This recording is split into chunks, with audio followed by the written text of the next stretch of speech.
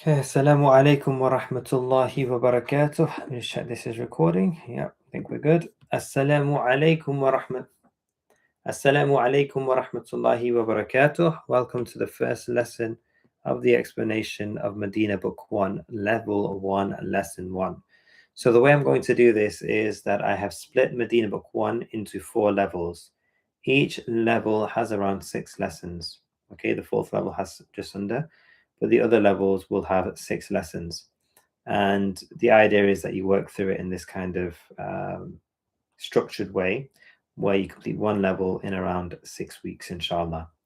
So before we start, there's a few things that I would like you guys to think about. The first one is your intention. Why are you learning Arabic? Okay. So for us, we have, as Muslims, we have, different reasons why we might choose to study the Arabic language. One is because we want to understand the Quran, the speech of Allah, which was revealed, and we want to understand what Allah and it's revealed for us as guidance. And the only way to understand that is to understand the words that are written within it, right? And the Quran is written in Arabic.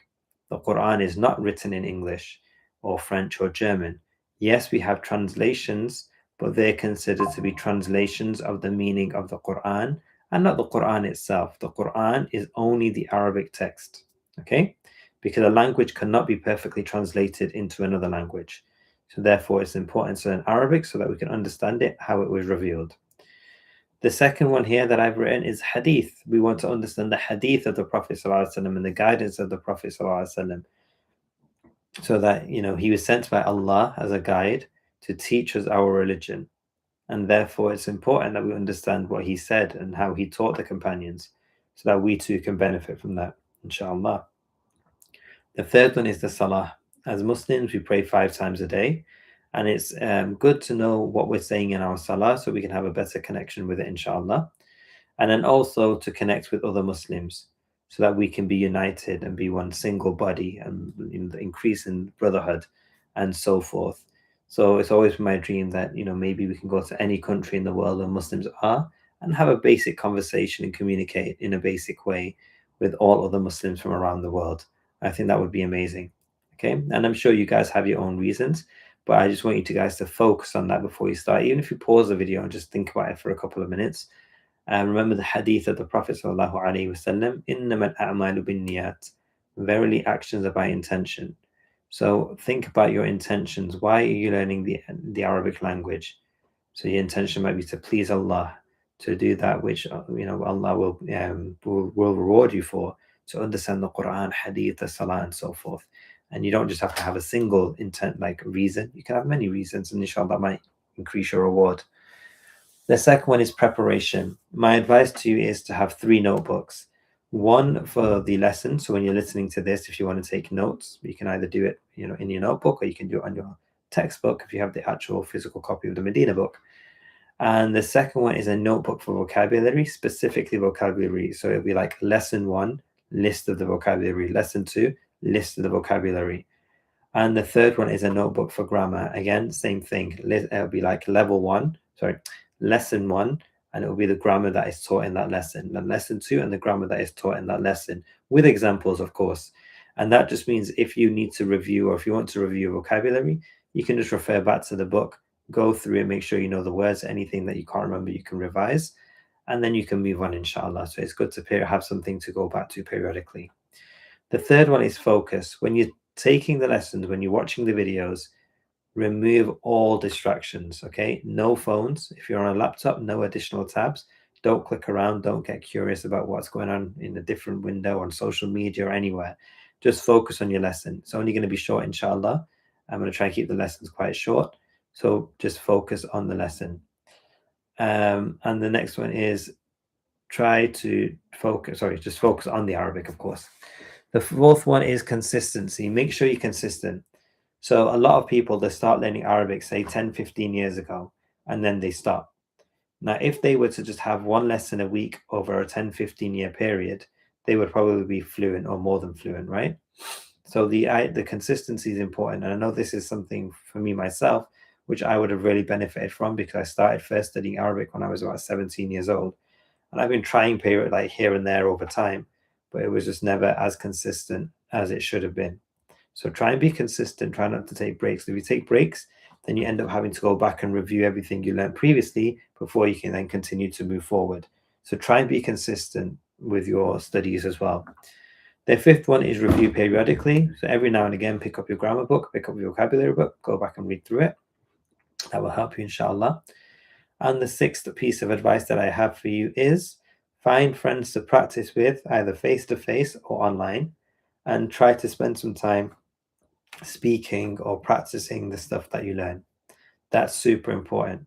Now, it might be practicing with yourself. So if you learn something, you could be walking down the street or in your house and you see a word like this, and you're like, oh, qalamun, a pen. Or you can say, whatever it might be, a book, kitabun, for example. If you're walking down the street and you see something like a house, you could say baytun. So doing things like that, trying to start thinking in Arabic, how do I say that in Arabic?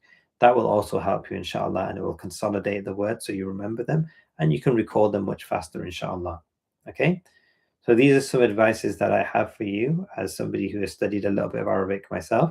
Then these are the things that I think would help you become a strong student going forward, inshallah. So let's get started. Okay, so the first thing before we actually get into the textbook is that in Arabic, you have parts of speech. And every word in Arabic falls into one of these parts of speech. So just give me a second. Forward. Okay. Every word in Arabic will fall into one of these three parts of speech. A word can either be an ism or an ismun or ism, fi'lun or fi'l, or harfun or harf. Okay, ism, fi'l, harf. And you'll notice that's ismun because I was adding the tanween at the end, the dhammatain. But in spoken Arabic, you'll often hear it as ism. Okay, so I just wanted to use both. So an ism is a noun, which is the name of it's the name of a person. It could be a person or it could be a thing. So this includes things like a book, a pen. Okay, it could be a pronoun like I, you, he, she. It could be adjectives like big, small, beautiful, tall, short, new, etc. It could be adverbs like today and here, and it could also be verbal nouns. Okay, then we have fi'l. A fi'l or a verb. This is something which is linked to a action or a time. So a fi'l is something which is linked to an action or a time. So a verb, for example, I played. I played football. When did I play it? In the past. It was an action that I did in the past. Or I can say, I'm playing football, like right now. It's an action that I'm doing right now. Or I can say, I will play football this evening. Okay? And it's an action that I will do in the evening. So verbs are basically actions and they're tied to a time, which might be in the past, in the present, or in the future. So, for example, kataba, which means he wrote, okay? Or yaktubu, he writes, okay? Or will write, if you say sayaktubu. And then uktub, which means write, you're commanding somebody right now to write, okay? Fi'l amr. So these are all under the category of verbs, okay? Super important when it comes to conversation. And the last one is harf. And harf can basically be seen as something which glues or connects words together. So a harf, a particle, is something which doesn't make sense by itself, and only makes sense when it's joined with other words. Okay, so words that don't. Sorry, what have I written here? Words that don't stand alone in meaning, and need other words to make sense. So, for example, if I see you and I say, "Hey, how are you doing?" In, that would mean nothing, right? It's a word for sure. But if I just say in by itself, that doesn't mean anything. But if I say in the classroom or in the book, now it makes sense. So in by itself doesn't make sense, but if it comes with another word, then it makes sense, right? So it joins them together. So that is a particle. Now, for now, the only one that we need to worry about or think about is ism, okay, nouns, because that's how the Medina books start. They focus on nouns. So now let's move on and go to the first page. And you'll see I've drawn a man on here. which I will quickly delete. I can draw him back in a second. Okay, so هذا الدرس الأول. هذا الدرس الأول. This is the first lesson. And in the first lesson, we're going to learn a word. Well, we're going to learn many words, but the focus of the first lesson is the word هذا. هذا. And هذا is an اسم الإشارة للمفرد المذكر قريب عاقل وغير عاقل. So it's an اسم الإشارة, which is a word which indicates or points to something which is قريب, nearby, which is masculine, because in Arabic we have masculine words and feminine words, okay? And it can be singular, and it can be a mufrad, مذكر, masculine, sorry, and then it can be عاقل or غير عاقل. So if it possesses intelligence or not. So a human possesses intelligence, so we can use هذا with them. Or غير عاقل, something that doesn't possess intelligence, like a house, we can use it with that as well. Okay, that is an expansive definition. So for now, let's just focus on اسم الإشارة للقريب. It is an ism, a noun, for ishara, to indicate or point to something which is qarib, which is nearby. Okay, so let me add now my drawing. And so let me quickly draw a man right here. Now for question, is this person close to the house or are they far away? Okay, in this diagram, the person is close to the house, because we said this was an ismul ishara. It's a word used to point or indicate to something which is nearby. So I've drawn this person nice and close to the house. Okay, right here. And he says, هذا بيت, and he points to it. هذا بيت, and he points to it. هذا means this. بيت means a house. هذا بيت means this is a house. Okay, the is doesn't exist in Arabic, but we have to put it in because this a house doesn't make sense in English. So this is going back to the point of how one language can't be perfectly translated into another.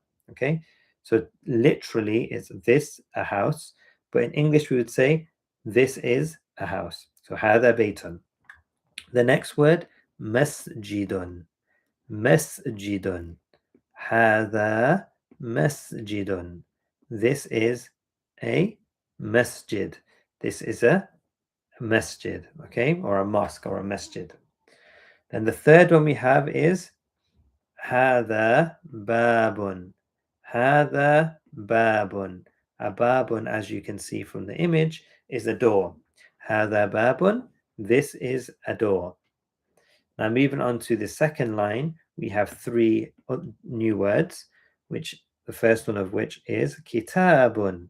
Kitabun. هذا kitabun. Okay, this is a kitab, a book.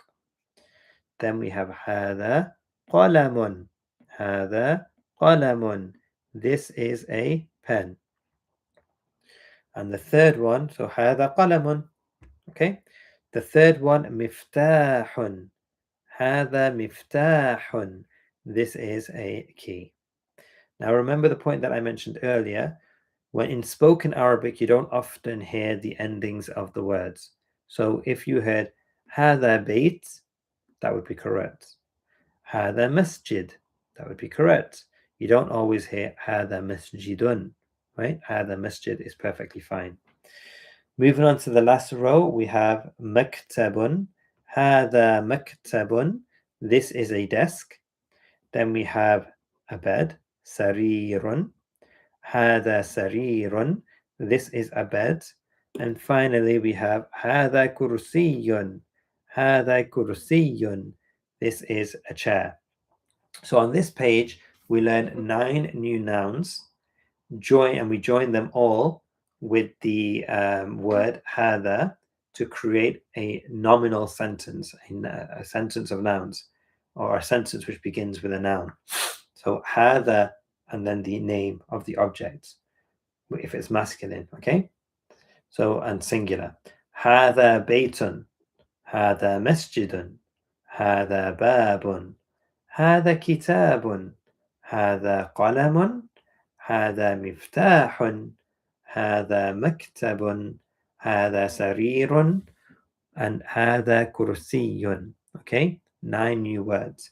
Now I'm going to stop this lesson here, and I'd like you guys to memorize all the vocabulary, write out the vocabulary, and familiarize yourselves with this grammar point. Okay, that هذا followed by a singular masculine noun means this is, then the noun. Okay, so this is a house, or this is a masjid, this is a door, etc. I'm going to stop here before we introduce the next kind of grammatical rule, or the next language feature, let's say. We'll stop here to give you time to memorize it before we move on to the next one. So jazakumullah, and this is still lesson 1, by the way. So jazakumullah khair for listening, and inshallah I will catch you in the next part of this lesson.